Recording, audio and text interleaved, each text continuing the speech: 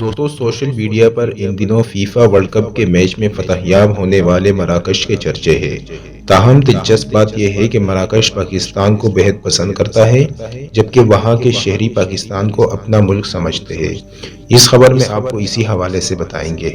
مراکش اور پاکستان کے درمیان قربتیں اس وقت بڑھی جب 1952 کے دور میں مراکش آزادی کے لیے جدوجہد کر رہا تھا۔ مراکش کے سفیر احمد بلفروگ کو اقوام متحدہ بھیجا گیا تھا۔ فرانس کے سائے سے آزادی کی خاطر مراکش ہر ممکن کوشش کر رہا تھا، یہاں تک کہ اپنا نمائندہ بھی اقوام متحدہ بھیجا تھا کہ وہاں اسمبلی اراکین کو سچ بتا سکے۔ تاہم فرانس نے مراکش کے نمائندے کو یہ کہہ کر تقریر نہ کرنے دی کہ مراکش فرانس کے کالونیل سسٹم کا ایک حصہ ہے۔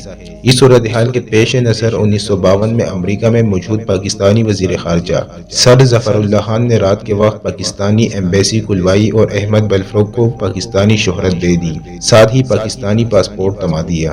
جس کے بعد اگلے ہی دن بطور پاکستانی شہری احمد بلفروگ نے جنرل اسمبلی سے خطاب کیا۔